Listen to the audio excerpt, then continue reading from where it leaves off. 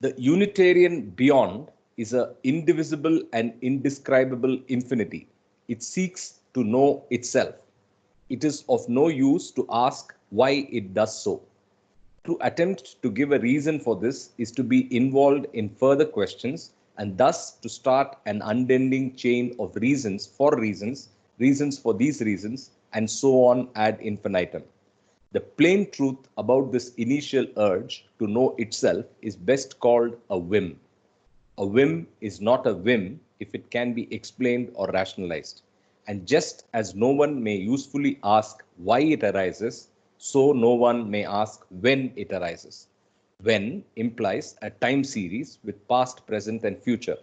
All these are absent in the eternal beyond. So let us call this initial urge to know a whim. You may call this an explanation if you like, or may call it an affirmation of its inherent inexplicability. The initial whim is completely independent of reason, intellect, or imagination, all of which are byproducts of this whim. Reason, intellect, and imagination depend upon the initial whim and not vice versa. Because the whim is not dependent upon reason, intellect, or imagination, it can neither be understood nor interpreted in terms of any of these faculties of the limited mind. The first whim to know instantaneously implies a duality, an apparent differentiation not amounting to a breaking up into two separate aspects, both of which are infinite as aspects of the infinite. I'll take a pause here and refer back to something I did as I was doing the dishes yesterday. I listened again to what Nehadi sent on Don Stevens, the 40-minute video. It's on the WhatsApp group. I can probably post it back here. As the introduction to this book said, as a student of Meher Baba's Word and Thought, we should listen to that, and especially because it refers about God Speaks specifically. There are two references there that made it very interesting for me.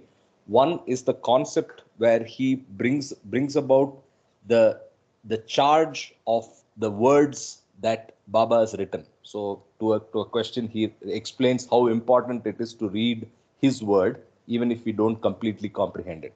Second, he talks about a new concept which actually linked to me very well. It's basically individualized reality. He refers to individualized reality as something Baba has brought out in the book in God Speaks, basically as something that stands beyond and through Mahapralaya. Okay, it's a very interesting 40-minute video. Please listen to it. Maybe when you get time over the weekend or whatever, or do what I did. When you do the dishes, have your headphones. Okay, so please post it on the Teams. I will post it on the Teams as well because it's a good one.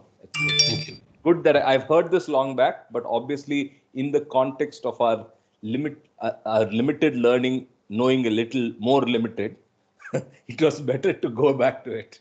So I will post it again. The first whim to know instantaneously implies a duality, an apparent differentiation, not amounting to a breaking up into two separate aspects, both of which are infinite as aspects of the infinite. The first aspect is that of infinite consciousness, and the second aspect is that of infinite unconsciousness. The duality strives to overcome itself and restore the apparently lost unity. The infinite unconsciousness tries to unite with infinite consciousness. Both aspects are precipitated by the whim. This whim of the infinite is in a way comparable to an infinite question calling for an infinite answer. With the infinite question, there arises also the infinite answer. The infinite question is infinite unconsciousness. The infinite answer is infinite consciousness.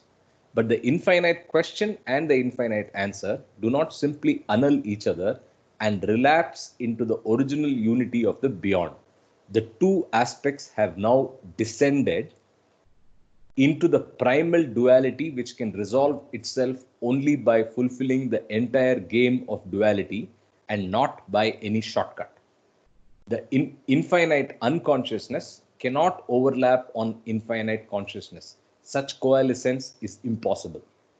To reach out towards infinite consciousness, the infinite unconsciousness first has to fathom its own depths.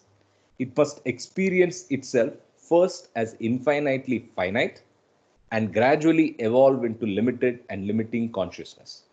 With the evolution of the limited and limiting consciousness, there is also the evolution of the illusion which limits this limiting consciousness. The two processes keep pace with each other.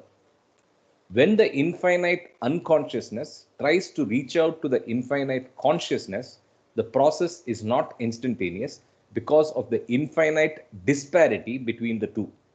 The process takes an infinitely long time, and eternity gets seemingly broken into the unending past, the transient present, and the uncertain future. Instead of embracing the infinite consciousness in one timeless act, the infinite unconsciousness reaches out towards it through a long drawn out temporal process of evolution with all of its innumerable steps. Its first attempts to fathom its own depths, then by backward treads it seeks and ultimately finds the infinite consciousness through numberless steps, thus fulfilling the whim from the beyond. I'll pause here for any questions or discussions, but basically it's the first expression of duality and the way the whole creation and illusion are for those two to discover and make come back into unity, right? Any questions or thoughts here? No, the what we read now Yeah. is almost a summary of God speaks.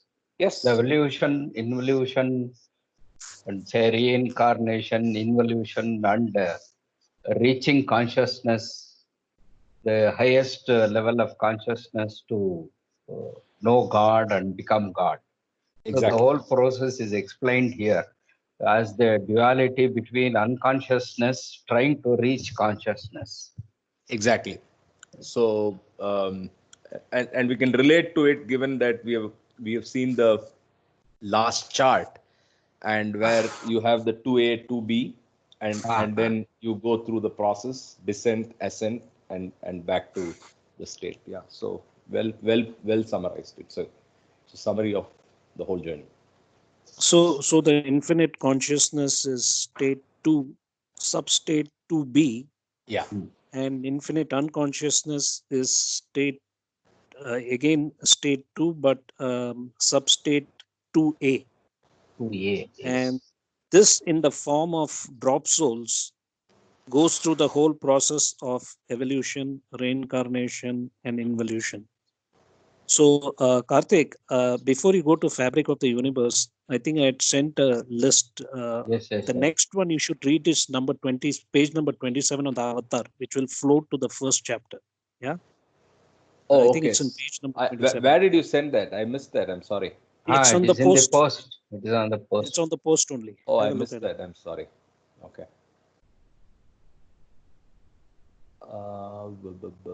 Avatar as the first master. Yes. Yes. This is a Okay, very so interesting and I've important changed the chapter. It should sequence from Yeah. chapters. Okay, the whim from the beyond. Then you go to 27, right? That's what you're suggesting? Yes, yes, Yeah. yes. Okay, sure.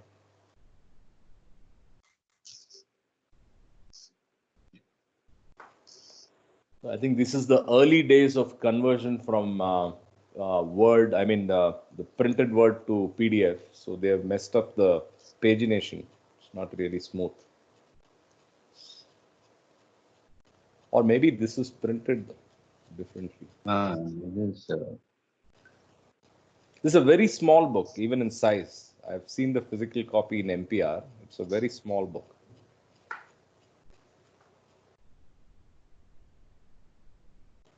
'27.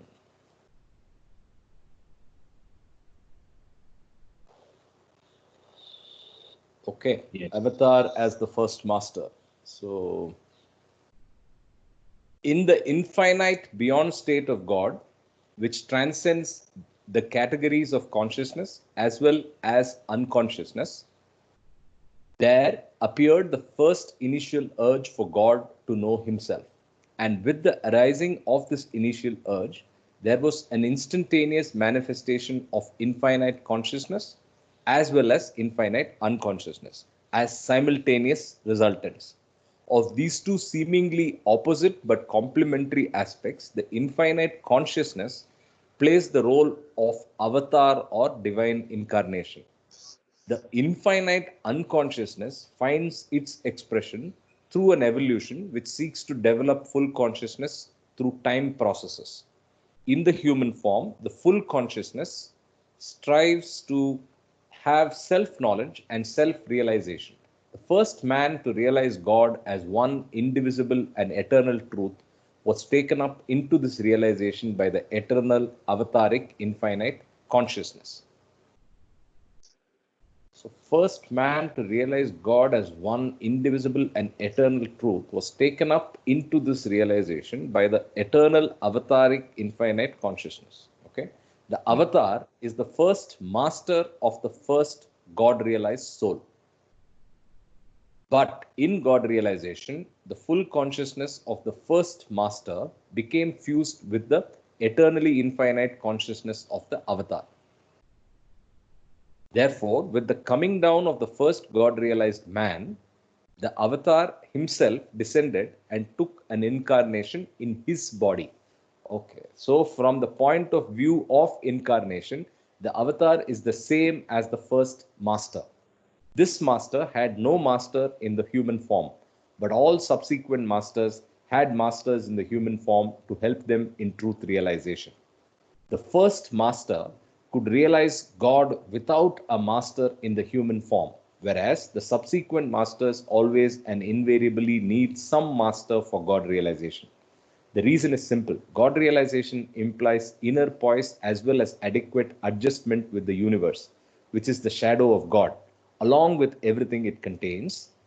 The first master, who is also the first incarnation of the avatar, attained both these things because it is the very goal of initial urge seeking fulfillment.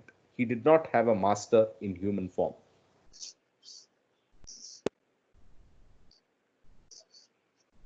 I think, oops, she's leaving. She's not waiting. I just wanted to finish the paragraph and come. So, Neha, you might want to just text her that she should try again. Samira. Okay. Samira from Pune. I don't Old know. I train. think so. She's Yeah. yeah. Yeah. Old Yeah. Babala. Yeah. So she just didn't wait long enough. She did the right thing. She's coming back or what? So she knocked and Okay. I heard the knock and waited for 2 lines. And by the time I came back, she had left. So she Okay, has to she'll just come wait again. there. Yeah. Yeah. Yeah. She'll join.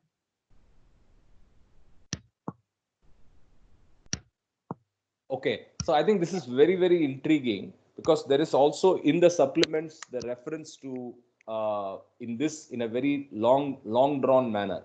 So I read that piece again yesterday. So he's not very as categorical as he is in this last 3 paragraphs. Here it's distinguished from being the first soul that attains realization because it's not, but then it's the first body that God uses to come into human form, right? So this is fascinating. In the God Speaks supplement, he does not say that, but he skirts the issue because the question asked is it the first soul that goes through this process that becomes the avatar? To which he skirts the issue, does not say yes, does not say no. Here we know why he did not say yes or no from this paragraph, right? So he says that avatar is the first master of the first God realized soul. But in God realization, actually it's not a master because he doesn't need a master, the first guy. He does not have a master, right? Fascinating, right? Any comments before I continue? Yes, I had this question. The Yeah, I question know, which I I remember. raised. I remember. So This So I am gets getting the somewhat answer answered, from yes. Baba. Yes, yes. Yeah, yeah. Yeah. Actually, what I can comment here is, this particular Beams chapter on Avatar took me some time to figure out because the way the semantics are, the language. It's very And complicated. I think Karthik, you hit the nail on the head by saying that the word skirting. Yeah, he does not I think answer it clearly yes, in the supplement. right. Yeah. He just kind of throws it at you, like See, Ah. one thing I've realized in this whole God speaks It's a reading, game. and it's a It's a crossword game, jigsaw man. puzzle. Absolutely, Game. it's a game, and I love You to have play this game with Baba. Yeah. for our for intellectual buffs, this is like a very cerebral game with Baba, and he Yes. slowly opens up the doors, like the doors of perception, like Aldous Huxley said. Of course, we don't want to play the doors now, break on through to the other side. I can tell you one thing, just to supplement what you just said. In fact, in discourses on the chapter on Avatar on page number 268, here he says the Avatar was the first individual soul to emerge from the evolutionary and involutionary process as a Sadguru, and he is the only Avatar who has ever manifested or will ever manifest. Through him, God first completed the journey from unconscious divinity to conscious divinity, first unconsciously became man in order consciously to become God. Through him, periodically, God consciously becomes man for the liberation of mankind. So now it's interesting that during the whim, when it splits into infinite consciousness and infinite unconsciousness, so this infinite consciousness is the eternal avataric infinite consciousness. Okay. Then what happens that when the first soul, when the drop soul goes through the human stage, as he rightly said, the first individual soul did not have a master.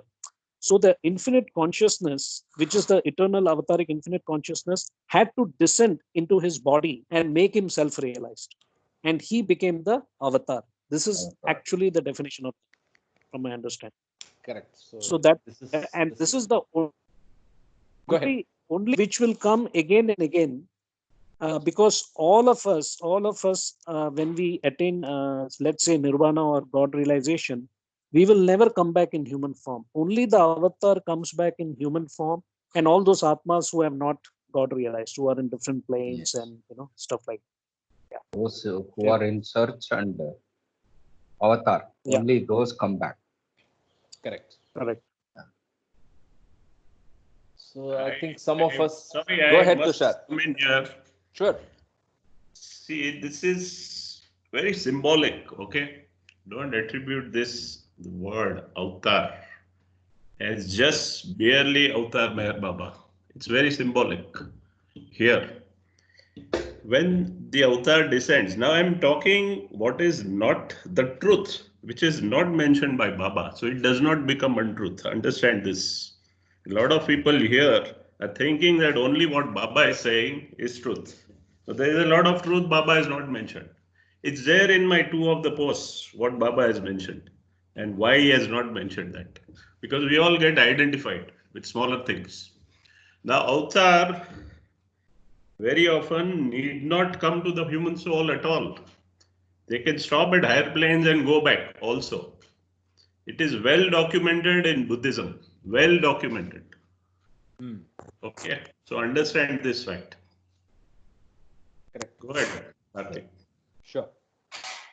But I think to add on to what Tushar is saying, when the avatar comes and descends, I think Baba mentioned that as Chhatrapati Shivaji, he came as an Ardha Minor avatar, avatar. minor avatar. Yeah. Right. Yeah, So but he was still a human being. I'm talking of planes higher than our plane. You don't see people in embodied. People are not embodied. Without the gross body. Yeah, without the gross world, they can be even beyond the mind and they can go back. At every Absolutely. plane, there is a part of what we know as what we call ray from this energy. At every plane, there is a ray of this energy which keeps on helping the advancing souls. Okay. Okay. It's Our absolutely possible. If it is possible for Sadhguru, why not Avatar? So Yes, it's possible, and it's right, You- Tushar, what you're saying. You're, Yes. you're Yes. talking of still very higher planes. Just forget all that. Yes. Just go beyond the physical world. Just think Yes. of death. You will want to come back to physical body. You can't think of death. Normal human beings can't think of death. Okay, so even between Death and beyond. Death and even beyond, we between- don't want to think. So that's why some limitations comes. we don't die. We just shed the physical body. Okay, there is a subtle body also where we go. I think Baba has mentioned of this in terms of explaining astral world. Yes, I will like Kama because he is intercepted often with respect to astral world. I will like Kama to explore what Meher Baba has said about astral world. Please read my 2 posts. I doubt if you read those 2 posts. Please read that. The first hurdle a man in the physical body faces is the first plane itself. Going to the subtle world is not easy. There is a sort of psychological abyss which prevents you to go there. And we are very fearful even in the beyond. These are experiences written by people who have experienced this. Okay, it's well documented. And you will be surprised there are libraries even in the subtle world. Forget the physical libraries. There are books written there also. In what form, I do not know. So just don't, this is all symbolism. Don't attribute this, that this is only Baba. There are thousands of souls which have been out there in the past. No, Baba has said it very clearly that he can take. See, again, you are he can go referring to one Baba. way. No, one second, one second. Don't use the word Baba. Have you Say, finished? When you finish, just tell me when you have finished, and then I will no, comment. see, I would like to intervene in this. I will What- not like to speak also. If Kama, you don't want me to speak, I will not speak. What I didn't say Tushar is don't saying is speak. absolutely Let you right. finish. and There then were you many will- avatars, but what we discuss is the Baba which he mentioned from the East. Baba starts from the Zoroastra and to Meher Baba. We are talking about only this graph and only this avatar. There were many avatars, but the Baba lovers, the Meher Baba lovers, will discuss only this line of avatars. Thank you. Okay, what I want to comment. I is- think that's a good I summary. want to talk regarding this. It can be a rule. Don't make it a rule because you tend to get identified. No, with no, that. I'm not making a rule. I'm Everything you trying to attributed to Meher. understand what Meher Baba Small said. thing. So This it will be is simpler Baba's for way. us. This. I'm trying to tell you, Baba does not want this. Please read my post again and again. Those are very two important posts. And Sure, it is not my saying, it is Baba's saying. Absolutely. If you believe sure. only Baba. Okay, what I want to comment here is that I think we are getting mixed up in semantics. But just to continue what I had read, in the same book and discourses, he says avatar appears in different forms under different names at different times in different parts of the world. As his appearance always coincides with the spiritual regeneration of man, the period immediately preceding his manifestation is always one in which humanity suffers from the pangs of the approaching rebirth. But anyway, I think what we are doing in this particular group session is that we are using Meher Baba's messages, books, awakenings, using God Speaks, discourses, and so on as our main reference point. No, I As a- hear your lot of Let me reference of Let me Vipassana finish, also. Tushar, please. No, Let me I finish. want to interfere because you interfered me a lot. I want to interfere because you are making references other than God speaks and not allowing me to make a reference. I don't want What? this. The reason I'm not trying to go, I mean, God speaks was my goal. The reason I was absent is one of the reasons is this, besides my health. I told you I am in lower consciousness right now. I can't stop myself. So have we finished? Okay. What I'm trying to say out here is that Baba clearly has talked of the avatars, the previous avatars. So we are very clear about that. And he mentioned Chhatrapati Shivaji. That's the only person as a avatar that I mentioned based on facts. I don't know about anything else. But clearly what I've understood from my point of view is that the avatar is the only one who comes back again and again. And the rest of the Sadgurus and Madzubs and self-realized people never come back. That was my point. That's it. That is Jai Baba. that is not true. I know that at every stage people have I the think you both are discussing two entirely different points, you know. No, I'm not So that's why. See, if we become dogmatic about only Baba and only about God speaks, it's not No, going to work. we are not. No, We I are think- not. I think- But we I are think- trying can I to focus. intervene here? Yes, we are trying to Let me focus talk. on the. Let me talk. book. Let me talk. Let me talk. You all listen. If you don't agree with me, it is No, fine. no, sure. We are See, listening, every Tushar. stage, At Please, the yes, yes. perfect, at the perfect Go man, ahead, at the Tushar. perfect Please go man, ahead. I am speaking. At the perfect man and at perfect master stage also they can come back. Although they have realized. Okay. They all can come back.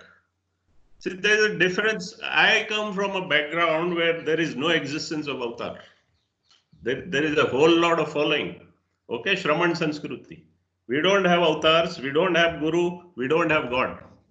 I'm talking of Shraman Sanskruti, from which the most well known is Buddha, Gautam the Buddha, and the whole Buddha tradition is from Shraman Sanskruti.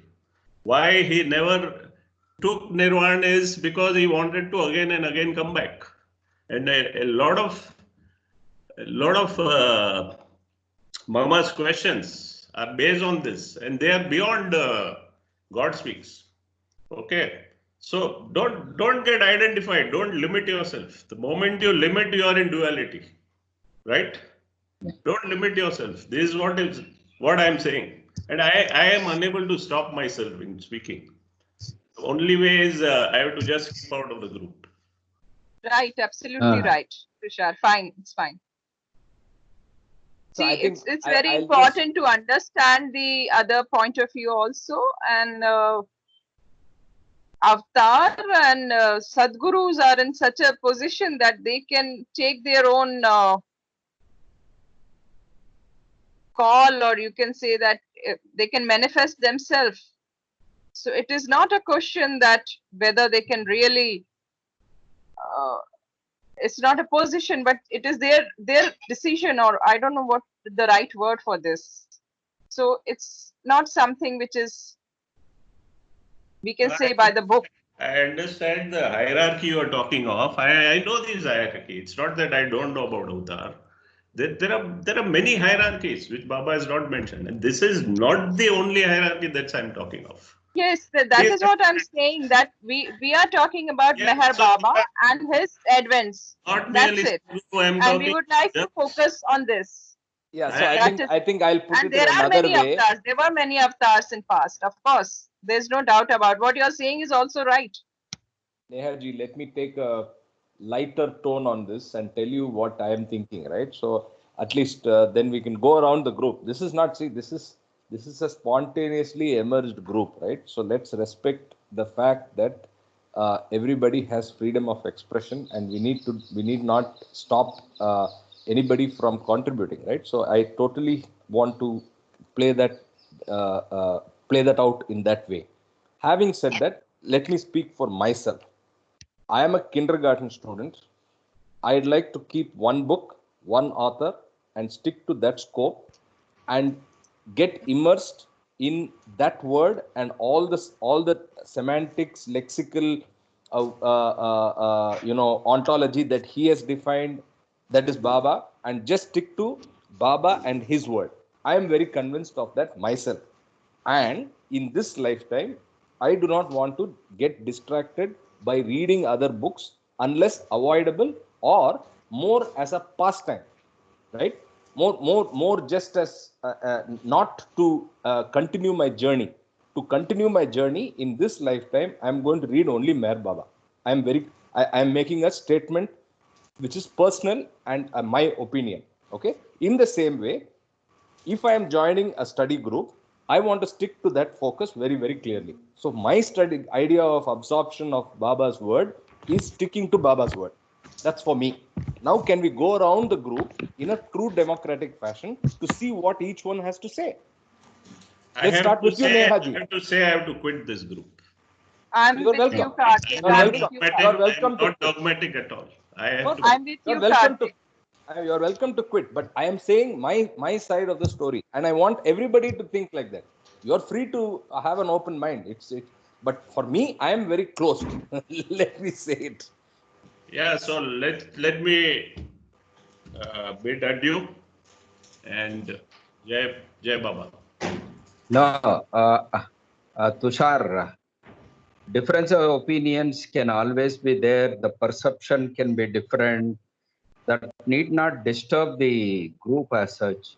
So Correct. you can You're a founding put up member. your point of you can always put up your point of view, and it is quite interesting. And then you can leave it at that. You need not insist on acceptance. That is left to the individuals in the group. Like you yourself said, Tushar, the journey is individual, right? I think Tushar You're already left. already Left left. also. Oh, okay.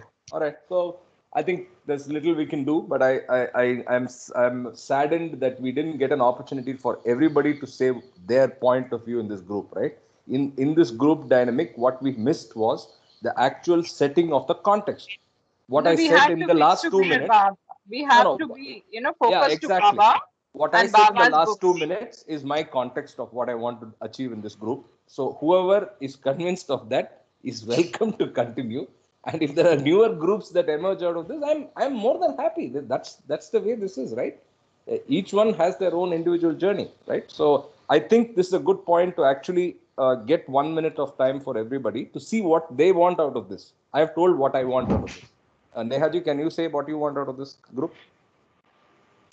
No, I'm with you absolutely. And what you were saying was right, that we are here for Meher Baba, and with his words, we have to be, 100% trust and faith in his words, and that's how we have to go ahead.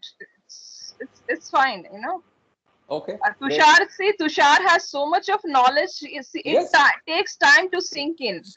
So let Yes. him take his own time. It's fine. He'll come back. He will read. Baba knows how to get back on the track. So I'm fine with it.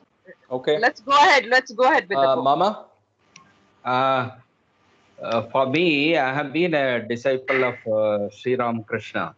Yes. So through him, I have been into the spiritual sphere as such. So I have gone through so much of study in Vedantic aspects. So I have a trail of thought, and I am forced into by Baba to study him and try to understand the aspect related to what is said by Baba. So I am trying to synthesize myself into this mold, and it is very interesting. And so many questions which I had in my mind are being answered by Baba. That's why I am sailing through this. So I don't have any objection to go ahead with what we are doing. Great. Kama? Sorry, Asma, I'll go in alphabetical. Asma? I know you're new to this. Sorry to put you through. This is the first meeting. Yeah. So I have come to Baba after being lost for a long time. And I think I want to Haven't we be all? here to, yeah, I want to stick to Baba's word for now. I Okay. don't want to be more lost. Yes. Okay. Clear. Yeah, Good. thanks. Kama? You're on mute. Oh. Kama? You're on mute. Okay, as we wait, Namita ji, I think I know it, but I want to just make sure we go through this process. Namita ji? Yeah, when we go to Mehrabad, there are these women who try to get you into the samadhi, and they're very stern and rough with you. And your inner soul is like in submission. You want to meet God, and your energies are aligned. Anything that interferes with my submission and my happy place, it looks like a man is always threatening you with a divorce. It muffles my head. I feel sad. I don't like. I mean, of course, everybody must give his opinion, but it's not a battlefield. Uh, uh, it interferes with my thinking, and I don't feel good after this. Every time this flare up happens, and I don't know how old Tusharji is, at maybe 60 or whatever. You can't quit. You can't quit. You have to. Every time he's been threatening us by quitting. When he doesn't come, I feel sad that it looks like I we think are. it's not about. I'm not asking your comment on Tushar. My No, question is very clear. What do you want out of this group? I want to be in a happy space, thinking of Baba and understanding his word. We'll try our best to do that. That's it. So, Yeah. and on Tushar, we all, we shall pray for his recovery from his health issue and look forward to have him in the group as soon as he's comfortable. We'll leave that between him and Baba. Sunil, quick comment from your side before we go ahead. Okay, I'm happy with all that you said, Karthik.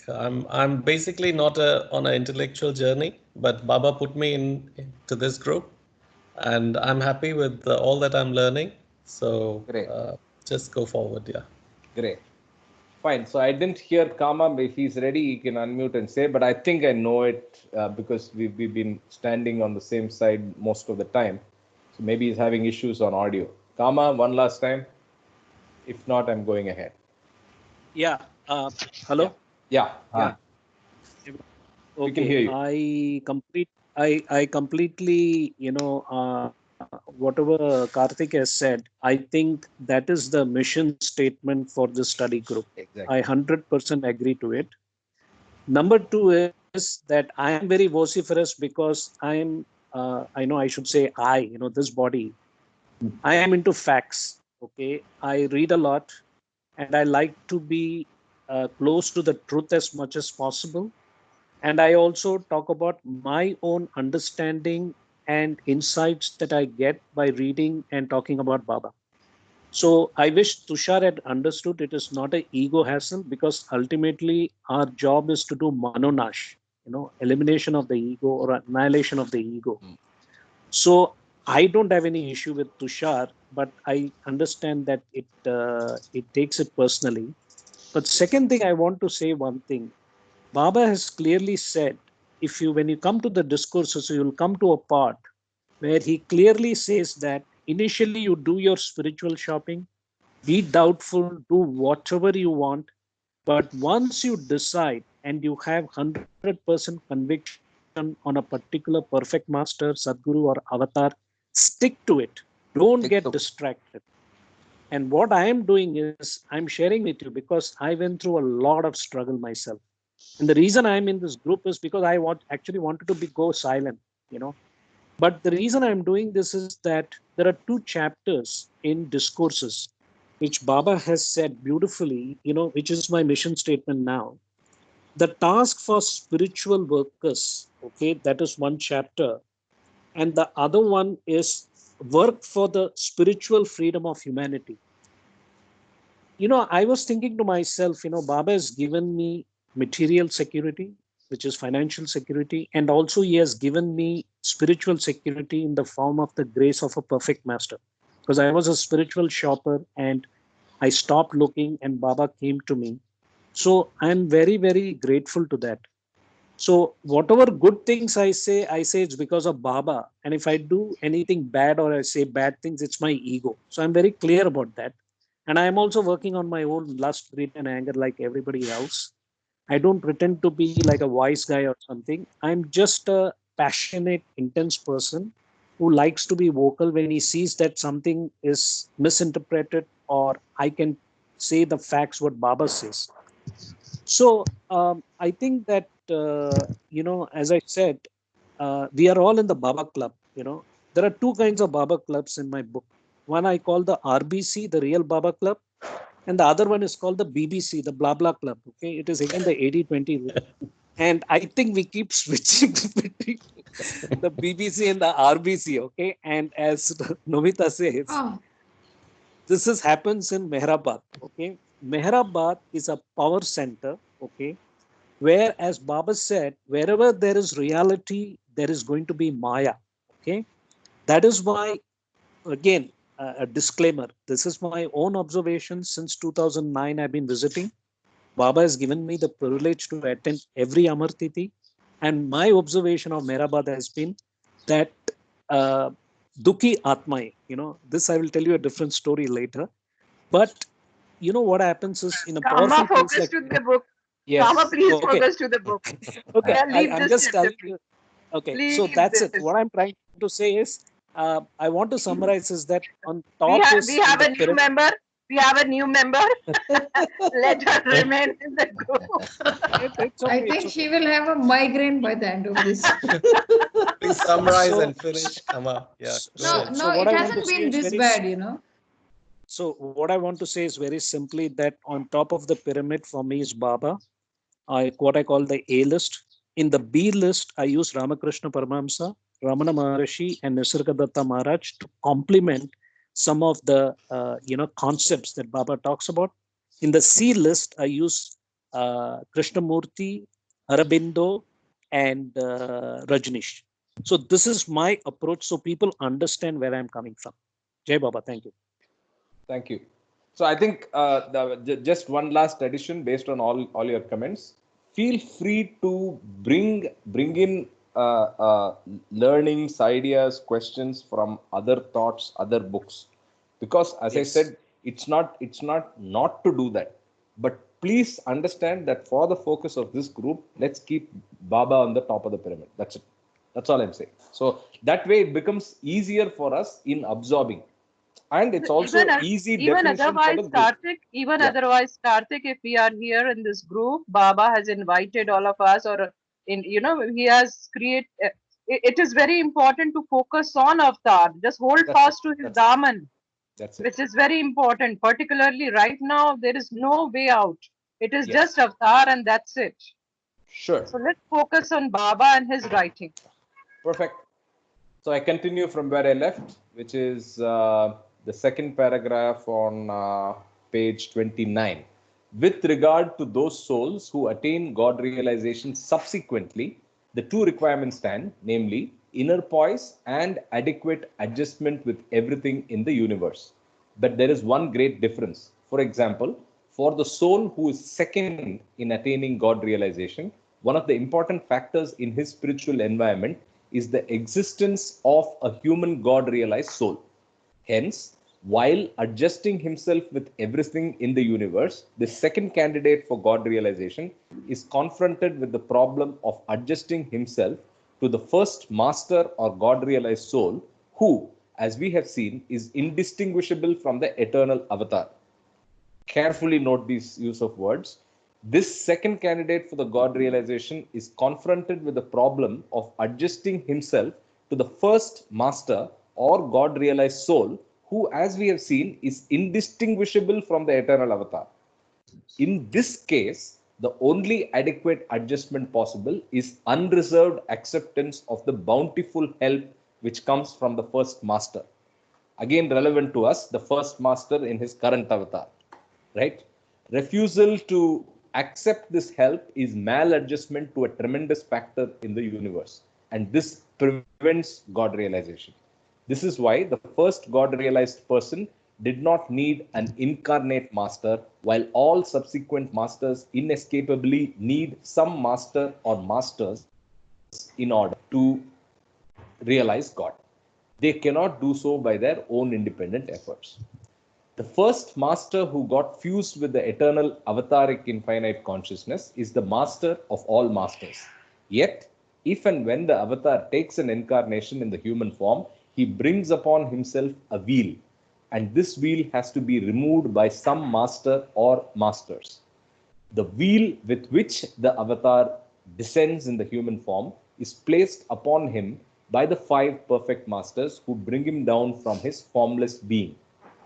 In the avataric periods, the 5 masters always put this wheel upon the infinite consciousness of the avatar, because if he were to be brought without such a wheel into the world of forms, the existing balance between reality and illusion would be profoundly disturbed. However, when the 5 masters think that the moment is ripe, they remove this wheel which they have placed on the avataric consciousness. From that moment, the avatar consciously starts his role as the avatar. The incarnation of the avatar does not take place unless it is precipitated by the 5 perfect masters of the cycle. In all of his incarnations, except the first, even the avatar needs a master in order to come into his own eternal and infinite consciousness. He does not become an exception to the rule that a touch of a master is necessary for God realization. However, the touch of a perfect master does not necessarily mean physical touch. When we say that we are touched by music or a poem or story, the touch has deeper significance. Far more truly is this so when it is a question of spiritual touch.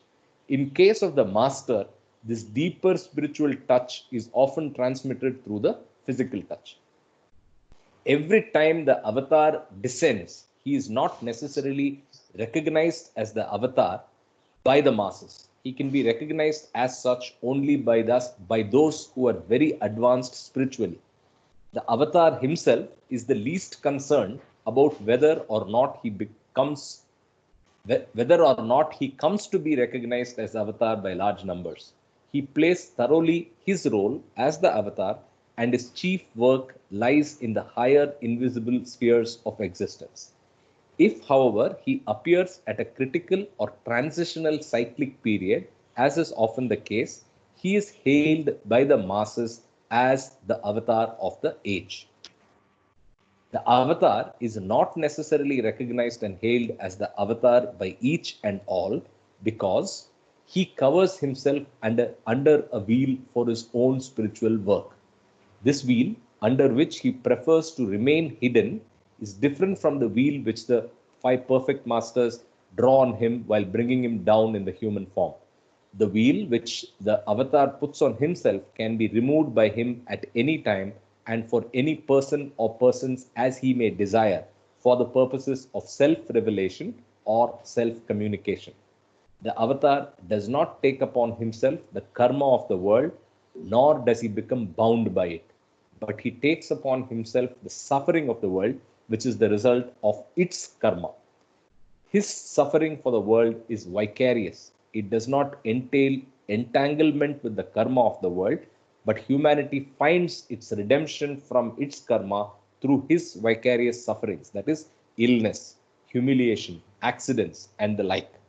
In his own ways, the avatar unfailingly fulfills his incarnation by giving a spiritual push to his age. Remarkable chapter. I think this, I hope Mama's questions are far more Yes. clear. You asked me about the parents. You remember, Yeah. Mama? Yeah. Yes. Sorry, सब आपको मामा बोल रहे हैं तो. Sab, he is universal Mama. ये जगत मामा है. So जगत मामा. So, आपने एक क्वेश्चन पूछा था कि अवतार के लिए पेरेंट्स की क्यों जरूरत होती है. Just see the page number 30. That's the answer of your question. With the wheel, he is brought down. Yes. So it's very clear. It's a very fascinating chapter. Okay. So, boss, Kama. So we go back to the continuation of the Vim, or do we continue down? No, you go to the, you continue down. Yes, correct. Next one, yes. Okay. Supervening, I think we are just having enough time for a couple of pages. Supervening orders in the spiritual panorama. The mystery of the universe is hierarchic in structure. There are graded orders, one supervening upon the other. The spiritual panorama of the universe reveals itself as a gradient with laws upon laws. Superimposition of one type of law over the other implies elasticity and resilience of lower laws for the working out of higher superseding laws. Instead of a lawlessness, it means a regime of graded laws adjusted with each other in such a manner that they all subserve the supreme purpose of God, the Creator. The lower laws are subsumed under the higher laws. We have the first law of cause and effect reigning supreme in nature. Such natural laws seem to be mechanical, rigid, and inexorable. But by acting and interacting with life force, they lead to the higher laws of samskaric or impressional determination and become superseded by them. Impressional determinism is not an exception to causal laws, but is their finer and higher form.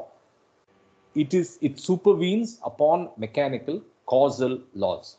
Let us take an example to illustrate the functioning of supervening orders in the spiritual panorama. The days of every incarnate soul in the gross world and what they bring are both definitely determined by accumulated impression of past lives. But this impressional determinism does not work itself out independently of or in defiance of ordinary causal laws. On the contrary, it works through established causal laws. For example, wrong diet or gluttony or any other disregard for natural physiological laws will definitely affect the duration of the life term in the gross body.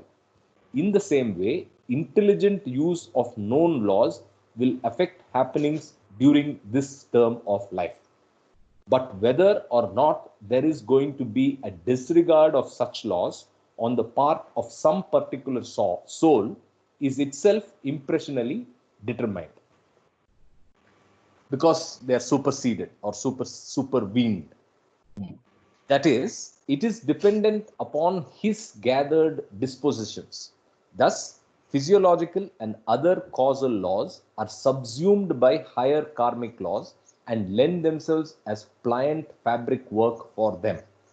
The law of karma supersedes and uses the other laws of nature without violating them. Nor are the natural laws in any way violated by what are called miracles. No miracle is an exception to the existing laws of the universe. It is an overt result of the impersonal working or conscious use of the established laws of the inner spheres. It is called a miracle because it cannot be explained by the known laws of the gross world. Here, known laws are superimposed by unknown laws. It is not a case of chaos or lawlessness. There are many examples of miracles. Giving sight to the blind and kindred achievements are brought under the category of miracles. They do not set aside the laws of the universe, but are the expression of laws and forces unknown and inaccessible to most human beings. There are some persons who, through the use of their supernatural powers, can keep their bodies alive for hundreds of years, although they are not necessarily spiritually advanced. In the same way, the lingering aura of a saint may work miracles from his burial place. With this, I will pause and we can continue tomorrow. Would that be fine? Okay. Jai Baba, everybody. I can just give you a summary. Just give you a summary of this particular chapter. I think you referred to the simple. 4 laws yesterday or day before, right? From here, I think. Correct. Very nice. Yeah. The most basic law is the law of material science, the Newton's laws and the laws of nature that we are dealing with. Then supernatural laws, higher than that. Then higher than that is the law of karma, and the highest law is the law of divine grace. That is what this chapter is all about. Super. That's very nice. These are the 4 levels. Very clear gradation. And so we are I think in the 4th level. Yes, correct. We are dealing with the basic laws, the laws of material science. No, Namita's point is profound. She says we have divine grace. Divine grace. Divine grace, yes. Accepted, Navina. Oh, highest. You are, yeah, Oh, we are here because of divine grace, definitely. no doubt That's about true. it. Yes. Okay, with that, we will wrap up. Everybody have a great day and look forward to seeing you, Asma. We are not always like this. See you tomorrow. See you. Jai Baba. Jai Baba. Bye-bye. Jai Baba. Jai Baba.